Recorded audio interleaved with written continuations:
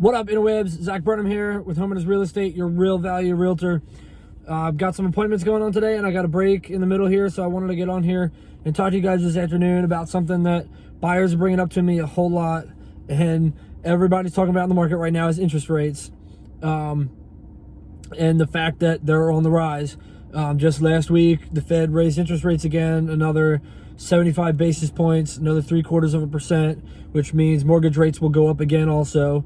But one thing that people don't seem to think about, or maybe they just don't seem to understand because they don't have the bigger picture, rates were held artificially low for the last couple of years because of COVID. They hit below 2%. I saw some of them. Interest rates in the 1% will probably never happen again. It had never happened in history before, and it's probably never ever going to happen again, barring some other crazy COVID circumstance. But with that being said, we have to keep in mind that up until the last 10 to 12 years, 6 to 8% interest rates was normal, and actually it was low. I've got a really good chart that I'd like to share with you guys. I'm not great with the video thing yet, and I don't know how to do the screen sharing stuff, but I'm going to share the photo with it, or I'll comment it with this post of a graph of interest rates since 1970.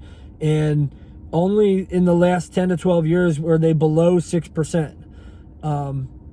Ever since from like 2009 back, they were right around 6%. Maybe just under, and then way above, way in the teens, and we'd never seen interest rates this low. We probably never will again. So 6, 7, 8% even is normal rates. Unfortunately, we've gotten really spoiled with the low 3, even 4% interest rates. Sound low now.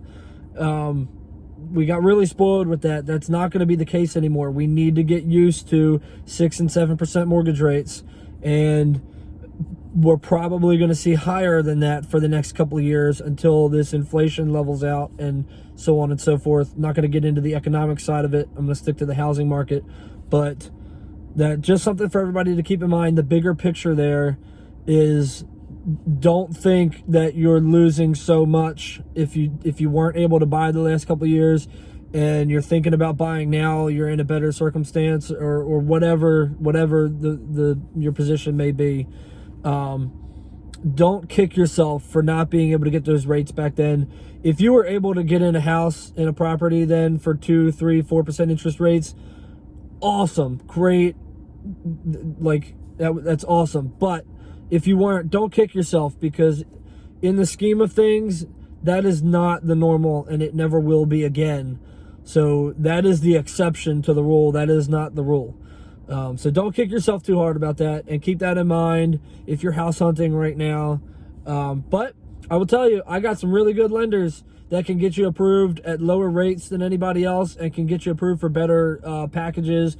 Get most people that can only afford FHA with other lenders, they get them into conventional, and that's such a much stronger offer, especially in this market where it's really competitive. So give me a call. I'd be more than happy to share those lenders' names with you and help you out. So that's about it for me today, guys. You take it easy. I'll see you on the next one.